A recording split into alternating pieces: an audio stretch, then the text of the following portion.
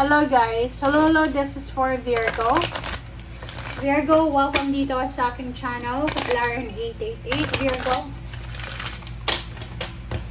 Alamin natin kung anong messages, energy gabay para sa lahat ng Virgo friends natin na nanonood.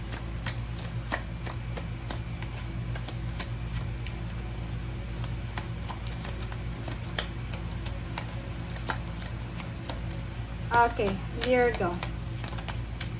First card natin is Father. You're dealing with your father.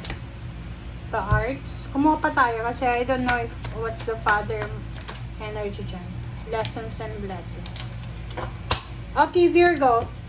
First three cards natin. Yung June na to ay there's a relationship between the father and the children. Kung marami kayo. It's the relationship between you and your father, or the relationship of you if you are the father and your kids. So, sinasabi ng baraha sa'yo na yung concern mo ngayon, yung focus mo ngayong June ay tungkol sa yung tatay. Dito naman sa Arts, sinasabi ng baraha sa'yo dito na meron siguro sa inyo na pwedeng meron kayong gagawin ngayong June na related to sa father nyo. Like for example, gusto nyong gumawa ng, gusto nyong gamitin yung talent nyo, yung skills mo para pagkakitaan sa internet, like for example sa TikTok. And sinasabi dyan ng barahan na there's a realization. Marirealize mo yan ngayong buwan ng June na eto, yung bagay pala na tinuturo sa'yo ng father mo before, nung bata ka pa, ay mapapakanibangan mo pala siya pagtanda mo. Parang so, there's a lessons and blessings. Kumbaga, may marirealize kayo, Virgo, na ay, yung sinasabi pala sa akin ng father ko dati, pwede ko palang pagkakitaan. So, ngayon mo yun marirealize. Okay?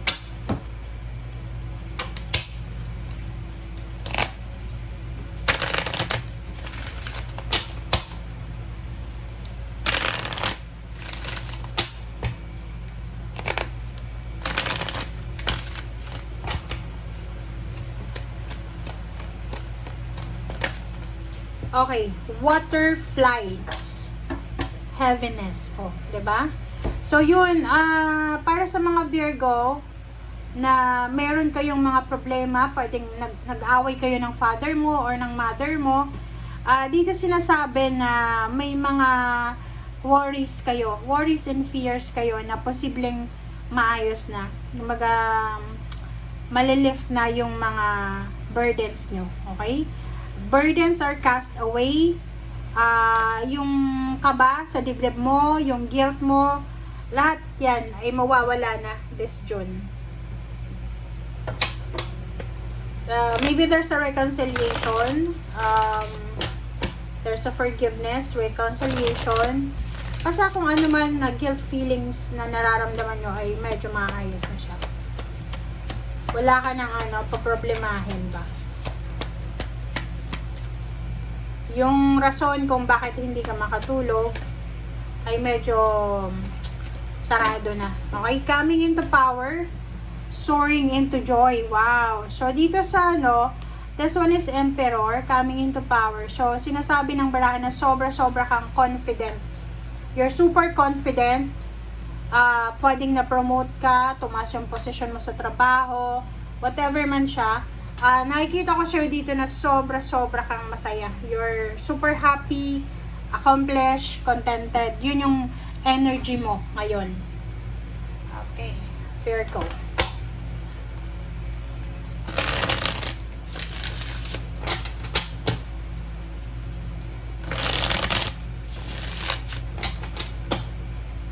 And also, reminders lang, doon sa mga Virgo na makakatanggap kayo ng blessings and lessons, karmic blessings and lessons.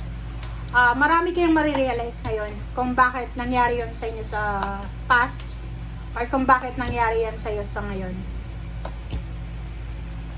Okay. So, yung sabi ng Wands dito guys, is this is protection.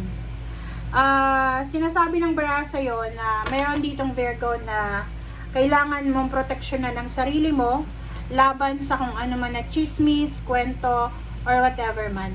Okay?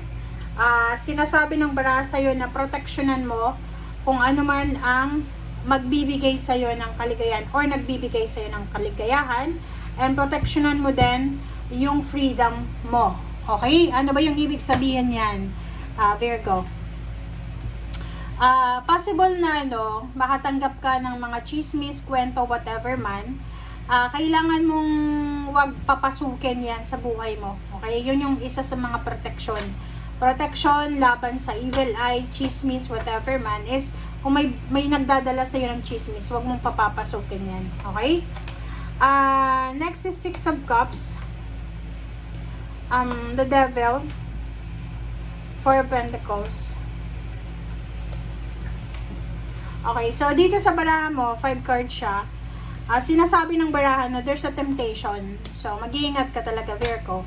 Maraming temptation na posible kang ma-encounter sa buwan na to ng June. Mapa-emotion man, relationship, pera, or anything. Dito sinasabi ng baraha sa'yo na siguro dati parang sabihin natin burara ka sa pera. Halimbawa, may hawak kang pera, gagastusin mo siya sa buong araw. So, dito sa barang to, sinasabi ng baraha sa'yo na merong temptation na pwedeng bumalik yung ugali mo na yun, ngayon. So, sinasabi ng baraha, labanan mo yung sobra-sobrang gastos.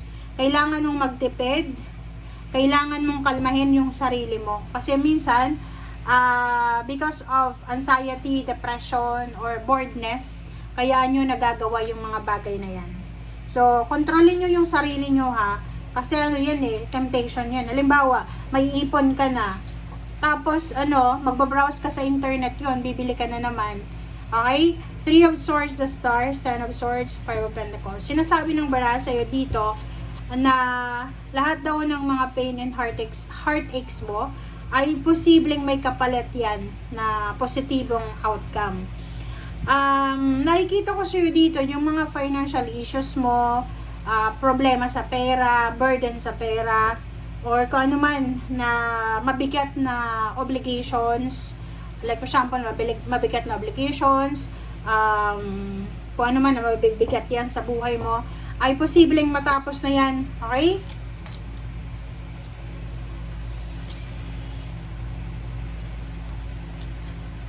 Okay, Ace of Wands, Judgment, and 5 of Swords. Dito naman sinasabi ng baraha na isang napaka-importante na desisyon, Virgo. Isang napaka-importanteng desisyon ang kailangan mong gawin. Pero, exciting to ha. Exciting. Or parang ang tagal-tagal mo na tong pinagpe-pray. Matagal mo na siyang pinagpe-pray, matagal mo na siyang minamanifest. Tapos ngayon, darating siya ngayong June, yung blessings na to or lessons, whatever man. Excited ka dyan dati, but this month nakikita ko na parang hindi ka na interesado kasi parang bahaw na, 'di ba? Ano mong tawag doon? Leftover na. Ano ba tawag doon? Hindi.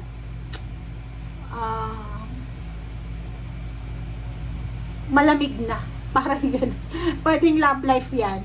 Ang nakikita natin dito, pwedeng yung crush na crush mo dati, sinasamba-samba mo pa, tapos ayaw sa'yo noon, tapos ngayon siya na yung lalapit sa'yo, parang gano'n. Okay, yun yung example dyan. And the last 2 cards natin is 10 of Cups and 4 of Wands. Wow! So there's an incoming guys sa future, so maybe 4 months from now or in October or pwede siyang April next year. Okay? Importante siya kasi napakaganda. Like wedding anniversaries, pwedeng magpapatayo ka ng bahay, magpaparenovate ka ng bahay, pwedeng ikakasal ka, pwedeng magkakaroon ka ng baby kasi this one is 4 of Wands. Emotional stability and balance ito, na magdadala sa'yo ng sobra-sobrang emotional accomplishment, satisfaction, and happiness. Okay? Thank you guys. Bye!